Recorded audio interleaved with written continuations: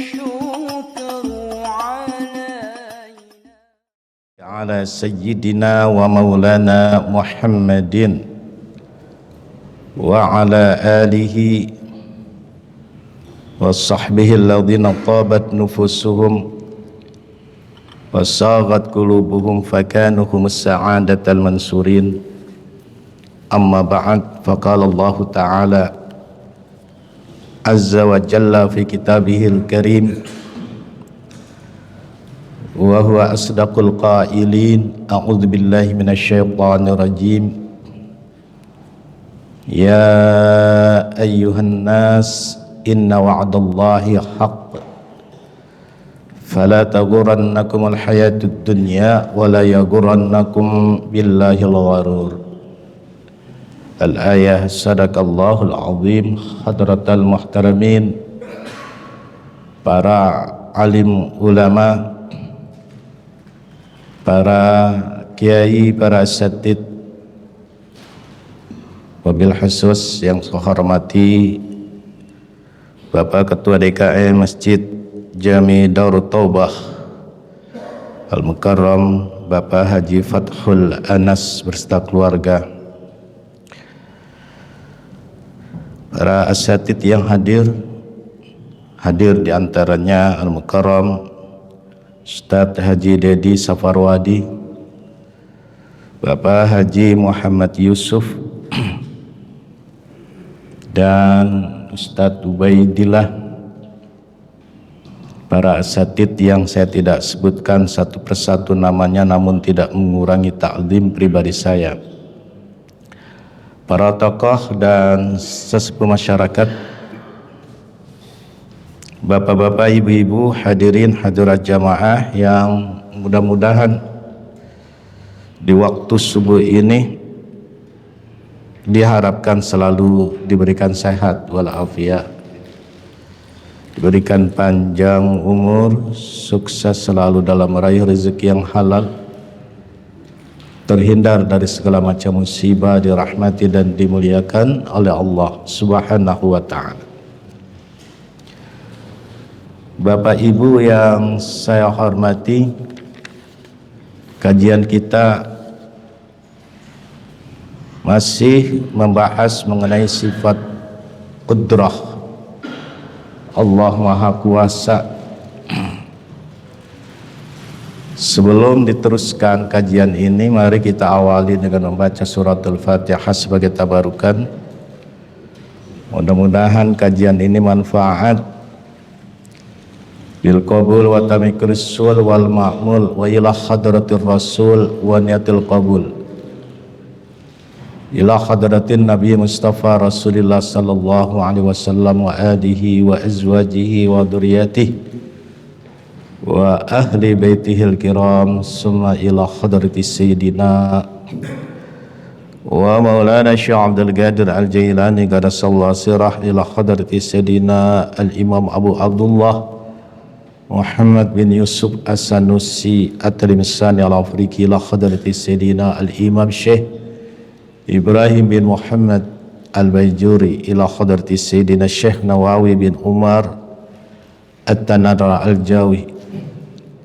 Anallah yatagasyakum birahmah wal maghfirah. Al-Fatihah. A'udzu billahi minasyaitonir rajim. Bismillahirrahmanirrahim. Alhamdulillahirabbil alamin arrahmanir rahim maliki yaumiddin. Iyyaka na'budu wa iyyaka nasta'in. Ihdinas siratal mustaqim. Siratal ladzina an'amta 'alaihim ghairil maghdubi 'alaihim waladdallin. Rabbi ighfirli wa liwalidayya amin. Qala al-musannif rahimahullahu ta'ala wa nafa'ana bihi wa bi'ilmi fid dharain. Wa yajibu fi haqqihi ta'ala al-qudrah. Wajib bagi zat Allah itu bersifat kudrah, artinya bersifat kuasa. Lawan dari kuasa ini lemah. Tanda bahwa makhluk itu lemah, bekerjanya melalui bantuan. Misalkan dia mau menciptakan sesuatu, perlu alat, perlu barang, perlu benda-benda lain, atau dia bekerja sama dengan tenaga orang lain. Ini menunjukkan bahwa makhluk itu lemah. Allah kuasa sendiri, dia mengerjakan tanpa alat, tanpa bahan-bahan. Ya. Nah, wujudiyah qadimah qaimatun bizatihi ta'ala. Sifat kudrat itu adalah sifat yang ada pada diri Allah Subhanahu wa ta'ala. Nggak bisa dilepas yang namanya Tuhan, wajib maha kuasa. Itu namanya wajib. Berarti harus menetap pada zatnya. Yujidu ta'ala biha, dengan sifat itu Allah mengadakan. Nah, mengadakan apa? Wa yu'dimu, dan juga meniadakan. Meniadakan apa? Kulla mumkinin ala wifqil irada. Tiap-tiap mungkin, yang namanya mungkin ada tiadanya masih berimbang. Contoh keberadaan kita besok, ini mungkin, bisa ada bisa enggak. Nah, Allah mau mengadakan itu, Allah mau meniadakan itu gitu. Misalkan ya, kita mau berjumpa besok sama teman atau nanti jam 9, wujudnya kan belum ada jam 9. Bisa berjumpa, bisa tidak berjumpa. Nah, Allah itu sah mengadakan atau jumpa, sah juga tiada meniadakan atau tidak berjumpa. Jadi itu mungkin. Dunia ini mungkin. Ya, maka nggak usah frustasi, nggak usah kita ini kecewa atas kegagalan. Usaha lagi, ya bisa aja berhasil, kan begitu. Nah, berhasil atau tidak bukan perkara kita. Kita tuh ikhtiar saja. Nah, gitu ya. Jadi ibu bapak yang saya hormati, jangan kecewa. Misalkan sakit, nggak sembuh-sembuh, terus cari obat. Ya. Nah, sampai ketemu. Nah, memang iya, yang menyembuhkan Allah, yang ngasih sakit Allah. Cuma sembuh ini mungkin, gitu loh. Bisa sembuh, bisa tidak. Ketika kita memahami mungkin, maka kita ini ada ikhtiar. Pertama ikhtiar, doa, tawakal. Tuh urutannya kayak gitu. Konsep hidup, gerak hidup itu pertama adalah ikhtiar. Fa idza qudiyatis shalah fantashiru fil ard. Ikhtiar. Apa ikhtiarnya? Tentu dengan mengikuti petunjuk syariat yang benar. Ya, ikhtiar, usaha. Terus berdoa. Usaha, modal, dagang atau bisnis, doa. Doa itu diserahkan, namanya tawakal. Berarti urutannya ikhtiar, doa, tawakal. Nah, ke bawah ini hasil nunggu, berhasil atau tidak berhasil gitu. Nah, ke bawahnya ini, di bawahnya tawakal itu ada menunggu. Nah, ketika berhasil, sikapnya bagaimana? Syukur, yaitu bersyukur, tasyakur namanya. Nah, ya, cuma konsep Ibu Natailah mengatakan begini, bersyukur itu katanya Eh, apabila ingkanat qalbu ainin tanzuru annallaha wahidan fi minnatihi fa syari'atu taktadi an syukri khaliqatihi. Itu konsep Ibnu Taimiyah.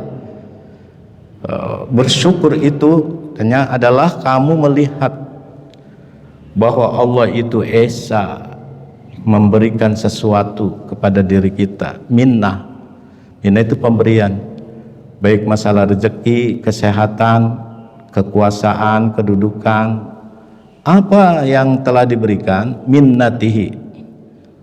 Ya, fasyari'ah, maka syariat tadi mewajibkan kamu untuk juga bersyukur kepada makhluk. Jadi i'tiraf dulu, mengakui bahwa rezeki itu datang dari Allah. Cuma kan secara syariatnya melalui, misalnya melalui Ustadz Dedi. Nah, kita juga bersyukur sama Ustadz Dedi. Ya, itu namanya berterima kasih kepada manusia. Katanya malam yashkurin nas lam yashkurillah. Siapa yang tidak bersyukur kepada manusia, sama aja dia tidak bersyukur kepada Allah. Andai secara hakikat kita punya paham bahwa yang memberikan itu Allah, hanya berterima kasih kepada Allah, sah. Cuma kita masih buruk etika, su'ul adab. Ente muamalahnya di mana? Hidup secara bersosialnya bagaimana? Kok nggak pernah terima kasih sama manusia? Nah, itu dipertanyakan. Berarti orang yang bertuhan, berhakikah, bertauhid, ini tidak saja membentuk kesalehan pribadi, tapi juga menyangkut kesalehan sosial. Nah, itu secara urutannya kayak begitu. Jadi menunggu hasil kita bertawakal, turun, berhasil bersyukur, tidak berhasil, ini namanya ar-ridha bi taqsimillah. Senang menerima kenyataan. Ini paling berat yang tidak berhasil. Modal sudah keluar jutaan, puluhan juta, ratusan juta bahkan, tiba-tiba rugi begitu saja. Ya Allah, cari uangnya susah lagi. Ini kayaknya bikin, kalau bahasa Betawi, bikin ngenes. Ya, tapi kita harus menerima emang kenyataan itu, gitu. Itulah takdir. Nah, kita bicara takdir. Berarti takdir itu komposisinya adalah sifat, kudrat, iroda, ilmu. Itu takdir isinya. Nah, Allah memperlakukan seperti kita kerugian itu menurut ilmunya. Ya menurut ilmu Tuhan udah kayak begitu, mau diapain? Kita udah ikhtiar. Terus Allah melakukan kita seperti itu, ini menurut kehendaknya. Allah memperlakukan kita seperti itu menurut kuasanya. Tenang orang yang sudah seperti ini. Nah, ini namanya mungkin. Dari pelajaran ini tentang sifat kudrat,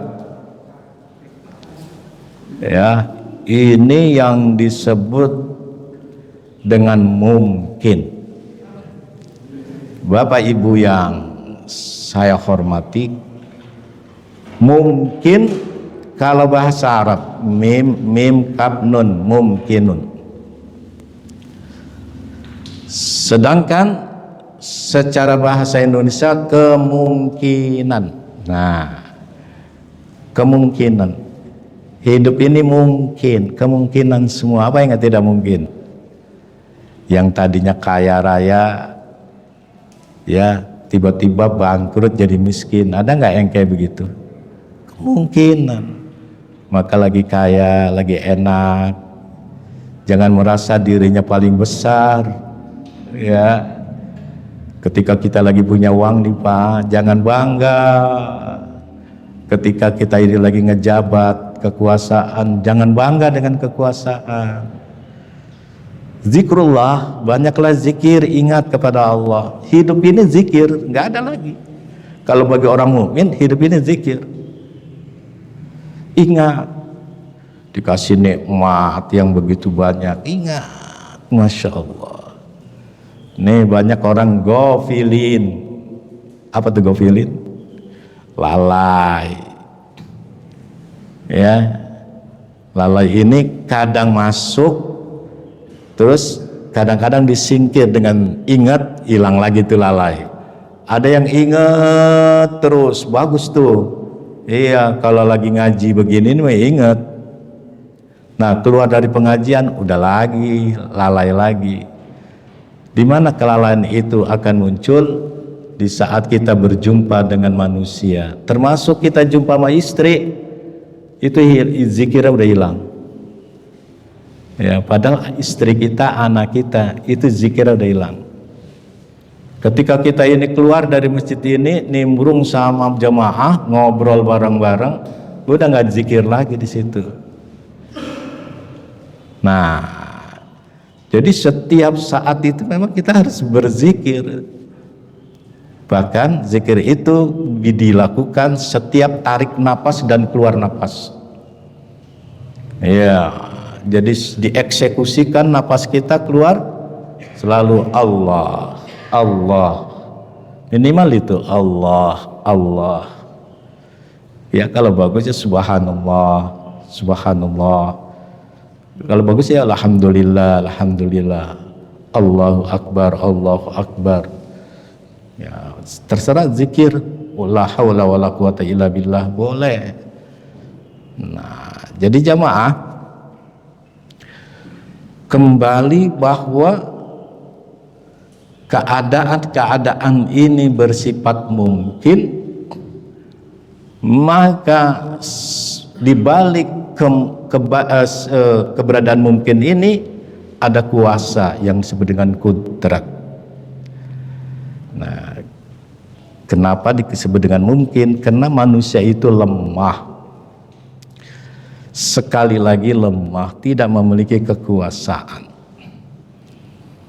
Termasuk doanya saja itu bisa dikabulkan, juga tidak bisa dikabulkan. Oh, saya berdoa di depan Ka'bah, tempat mustajabah doa. Ya itu syariatnya dalam bentuk kayak begitu. Misalkan di depan ya multazam pintu Ka'bah, kita sholat sunnah 2 rakaat, mohon kepada Allah, sah Bapak melakukan itu. Cuma percuma di saat berdoa tidak ada tawakal. Berarti memaksa Tuhan untuk mengabulkan doa kita, itu namanya memaksa. Nah, apa memaksa Tuhan? Su'ul adab. Ya jelek akhlak kita, kelakuan kita. Ya, kayaknya kita maksa banget gitu. Minta ini, aduh. Ya, manusia kayak gitu. Kalau minta maksa, kalau sedekah kalau sedekah seret banget ya. Iya, kalau lagi minta rezeki, maksanya bukan main. Ya, jangan salah paham, wasilah boleh, tawasul boleh, istighosah juga boleh. Nah, itu fasilitas minta namanya. Cuma yang mengabulkan itu ya kudratnya itu, kehendaknya itu, dan ilmunya itu. Gak bisa dipaksa Bapak. Nah, jangankan sama kita, sama Kanjeng Nabi Muhammad Sallallahu Alaihi Wasallam saja itu jaiz, bisa dikabulkan bisa enggak. Itu seorang Nabi, seorang Rasul. Pernah Nabi berdoa pada Fathul Mekah. Kapan terjawabnya? Terjawabnya itu 20 tahun Setelah berdoa barulah menang umat Islam merebut Mekah kembali, yang disebut dengan Fathul Makkah. 20 tahun. Ya, tidak ubahnya seperti Iran, 47 tahun diembargo, dihantemin sama Amerika. Sekarang gantian. Ya mungkin di dunia ini mungkin negara kecil bisa bisa menaklukkan negara raksasa seperti itu yang nggak bisa, sekarang udah nggak bisa ngapa-ngapain. Amerika itu udah berkeletut semuanya. Nah itulah, kalau di saat kita bahagia, ingat ketika waktu susah. Di saat kita lagi kaya, ingat lagi miskin. Nah ketika kita ini selalu melihat orang yang nasibnya di bawah kita, maka saat itu muncullah bersyukur kita, dan saat itu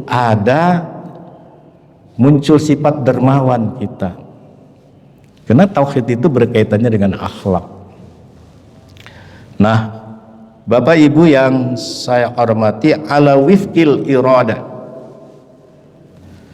Allah mengadakan tiap-tiap mungkin atas jalan iradah. Jadi kehendak itu sebenarnya lebih awal, terus baru disusun dengan ilmu, baru disusun dengan kudrat. Jadi kudrat itu belakangan. Misalkan Bapak mau menciptakan sesuatu, Bapak membuat kue misalkan, itu kan diawali dengan keinginan dulu, keinginnya buat kue. Nah keinginan ini nggak cukup, apakah cuma ingin nggak ada ilmunya? Membuat itu harus pakai ilmu, punya ilmu. Nah setelah ilmu didorong oleh kuasa, jadi pun demikian Allah Subhanahu wa Ta'ala menciptakan alam ini sesuai dengan kehendaknya, sesuai dengan ilmunya.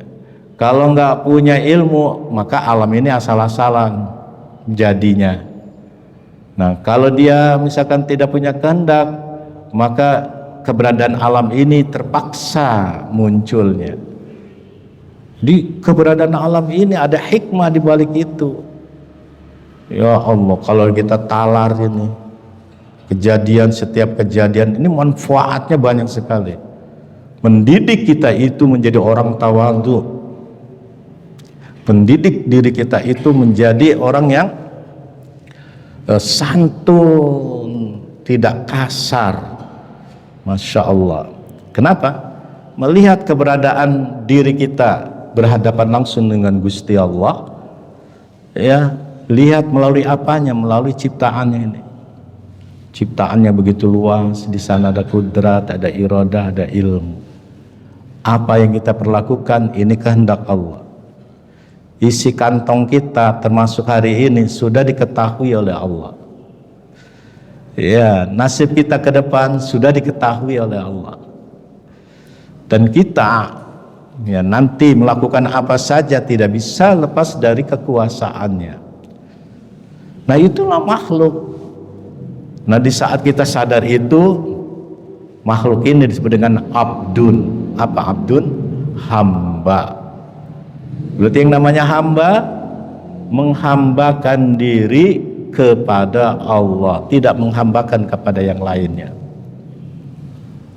Nah jamaah, semakin kita memahami konsep alam, di mana di sana ada isi atau konten pemahaman kudrat iradat ilmu, ya, maka semakin kita ini menjadi hamba sejati, ya, menjadi hamba yang betul-betul. Nah, kenapa orang itu selalu mengikuti hawa nafsu? Karena tendensinya sama makhluk. Misalkan orang ini rakus, maaf ya, ya serakah gitu, seuzon sama orang, berbuat jahat, benci sama orang. Kenapa? Di hatinya itu masih berkaitan bergantungan dengan makhluk. Kalau kita ini masih bergantungan hidupnya sama makhluk, maka kita ini menjadi hambanya makhluk. Maka ketika menjadi hambanya makhluk, akan ditambah syahwatnya, nafsunya, yang membuat hancur hidup diri kita itu adalah syahwat, nafsu. Maka salah satu muhlikat, ada 3 orang yang segera dihancurkan oleh Allah, yaitu syuhun muta', pelit yang dituruti, terus wa ittiba'ul hawa, mengikuti hawa nafsu, ya, terus wa ijabul mar'i bi nafsi, bangga dengan pendapatnya, dengan akalnya, itu akan segera dihancurkan. Nah, kenapa orang yang tadi ini dihancurkan? Awalnya karena hatinya ini bermuallak, dalam artian bergantungan dengan nafsu, dengan duit, dengan kekuasaan. Kalau kita ini misalkan lagi dagang, lagi usaha, muallaknya kepada Allah, jangan kepada keuntungan. Ya, udah, yang penting jalanin aja, gitu ya. Tetap secara manajemen, ya, uang harus dihitung, ya, keluar masuk uang harus dihitung. Itu ikhtiar kita. Masalah untung atau tidak untung, serahkan diri kepada Allah. Yang penting kita sudah ikhtiar.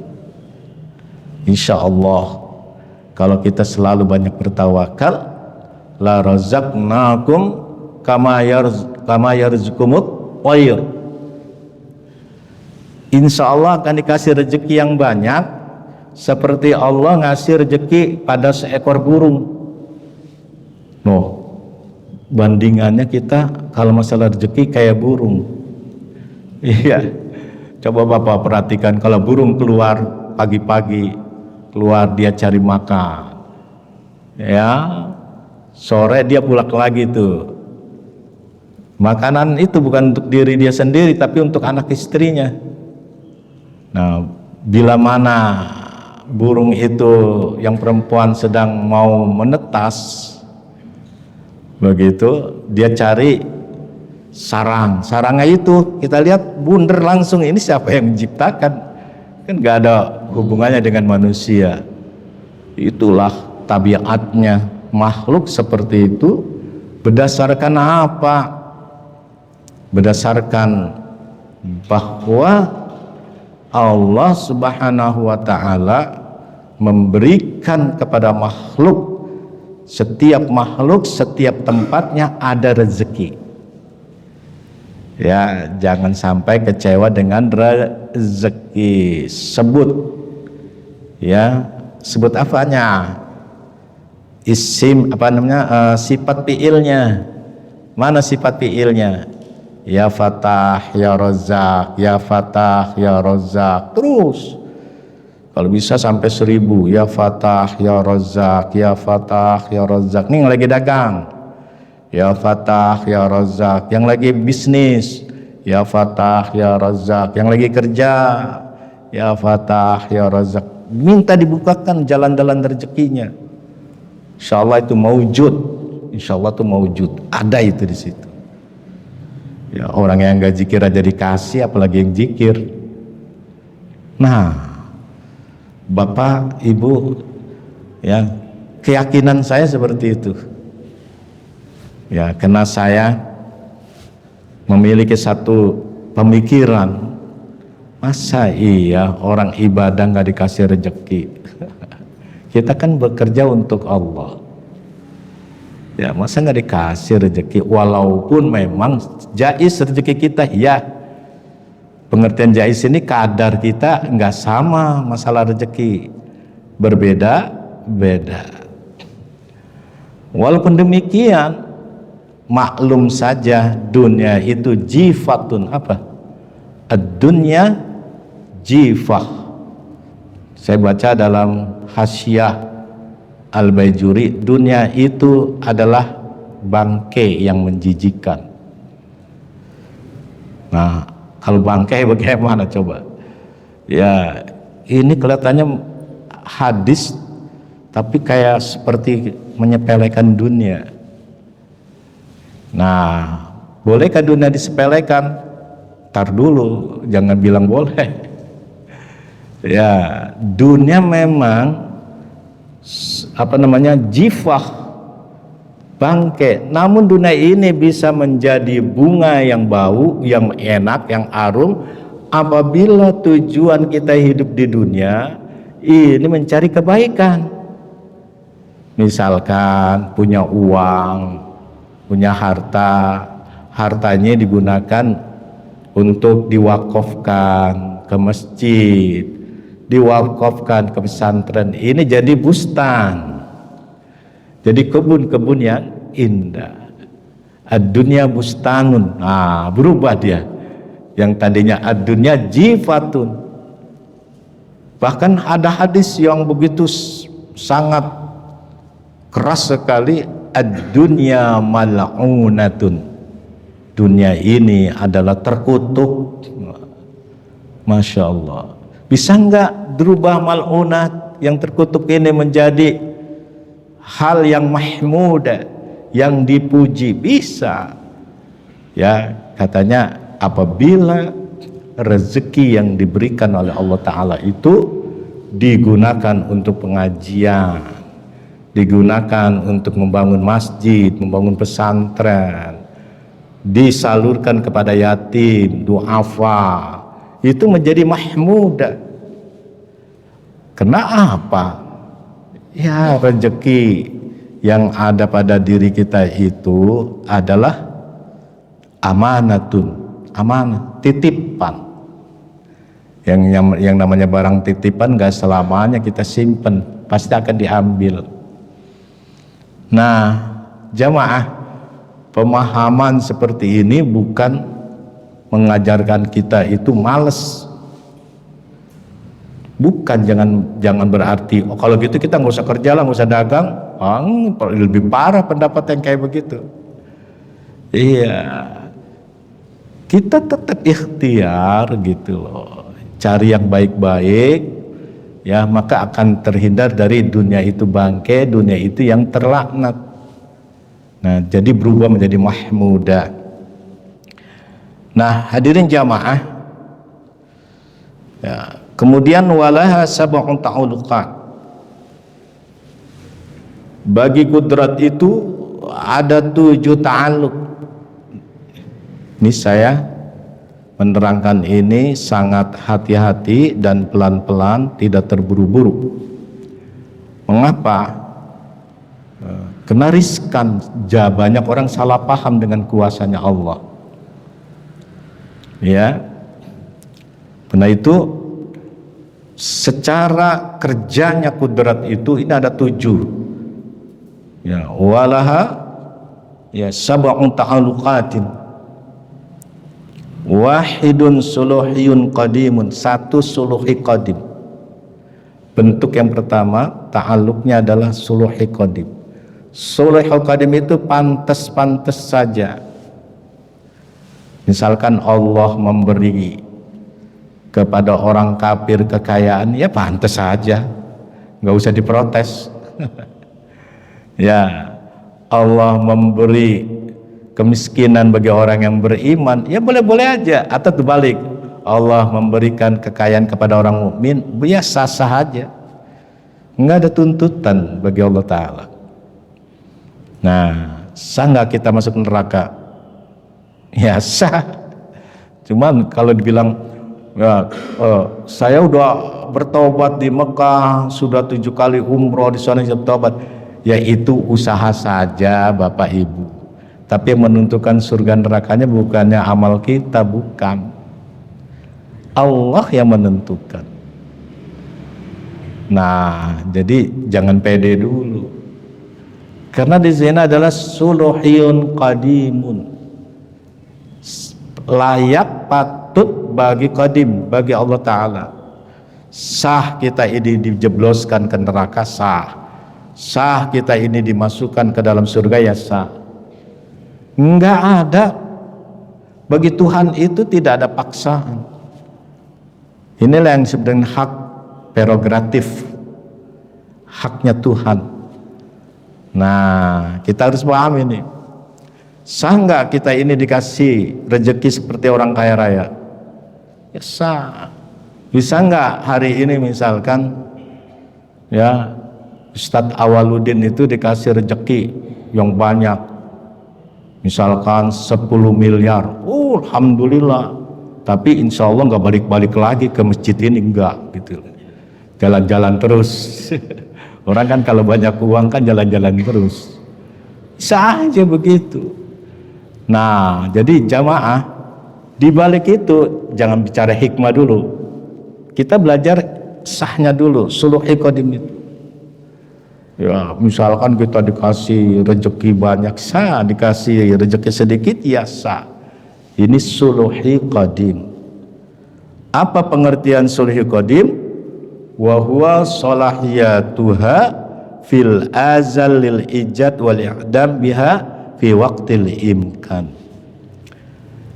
Yaitu patut bagi Allah Ta'ala dalam azal gitu loh, untuk mengadakan dan untuk meniadakan ya pada waktu kemungkinan, dalam artian mungkin itu tempatnya, harinya, kapasitasnya ini belum ditentukan.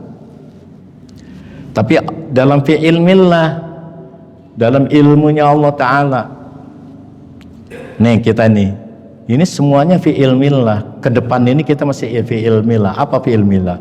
Dalam ilmunya Allah Ta'ala. Sah besok kita dapat rezeki sekian. Itu fi ilmillah. Enggak ada yang tahu. Ya, enggak ada yang tahu. Hanya setan yang robos masuk ke aras, terus ngasih informasi kepada dukun, dia mendapatkan rezeki sekian nanti. Itu biasanya nyolong, setan nyolong. Ada pesan yang di atas aras itu dicolong duluan sama setan. Nah, kita percaya sama orang-orang yang kayak gitu? Jangan. Ya, apakah nggak ada pakai? Ada orang yang bisa kayak begitu, ada banyak. Pendeta-pendeta itu banyak yang bisa kayak begitu. Tapi dia korelasinya, kerjasamanya dengan syaitan. Nah, bagaimana dengan orang mukmin? Ada nggak? Ada. Bagi orang mukmin yang saleh, yang disebut dengan para waliullah, ini mau menunjukkan kemuliaan seorang mukmin itu, pun itu atas kehendak Allah, bukan atas nafsunya, bukan. Yang disebut dengan karomah, yaitu keramatnya para waliullah, itu bisa membaca situasi yang akan datang terjadi begini-begini, itu bisa. Makanya beda-beda tipis dukun sama kiai. Ya, beda-beda tipis, hasilnya beda-beda tipis. Itu sama-sama apa? Khariqul adda, di luar kebiasaan. Nah, dia tampilkan di luar kebiasaan kekeramatan bagi orang kafir yang disebut dengan istidrat, bagi wali karomah. Kalau dilihat dari wujudnya itu beda-beda tipis, tapi dalam cara kerjanya jauh sekali. Yang satu kafir, yang satu mukmin. Nah, bagi orang yang nggak ngaji tauhid, ketipu nggak? Tertipu enggak? Banyak Bapak. Ilmunya ilmu agama, dinamisme, animisme. Nyembahnya nyembah berhala. Terus mau menipu umat Islam, dia pakai jubah, pakai udeng-udeng, bawa tasbih. Disangkanya ilmu orang Islam. Isinya itu banyakkan adalah ilmu-ilmu hitam yang seperti itu.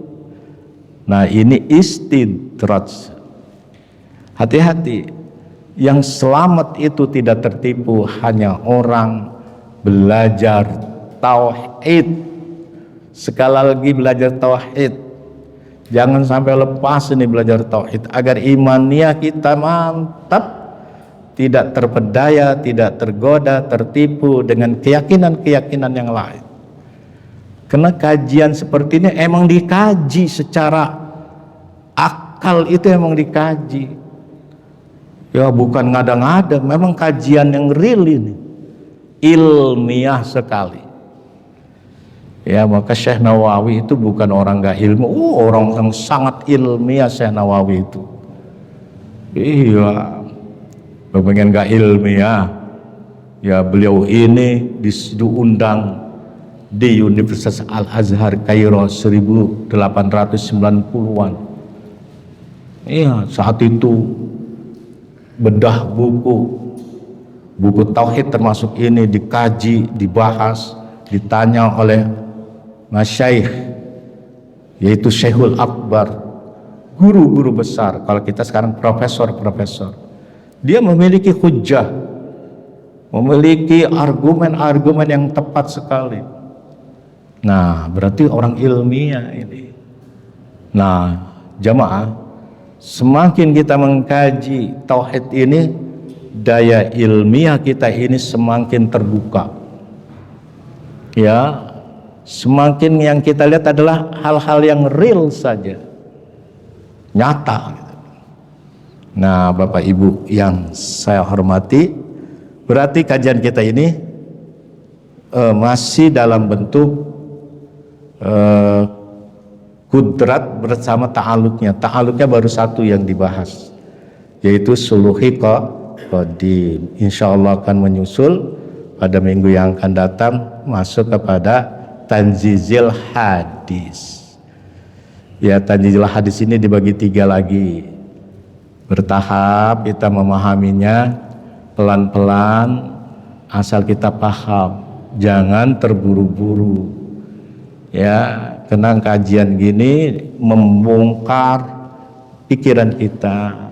Setelah itu dimasukkan ke dalam hati kita, supaya kita itu menjadi mukmin muhakkikun, mukmin yang sebenar-benarnya mukmin, yang nanti ilmu ini dibawa pulang ke kuburan untuk menjawab pertanyaan mungkar nakir.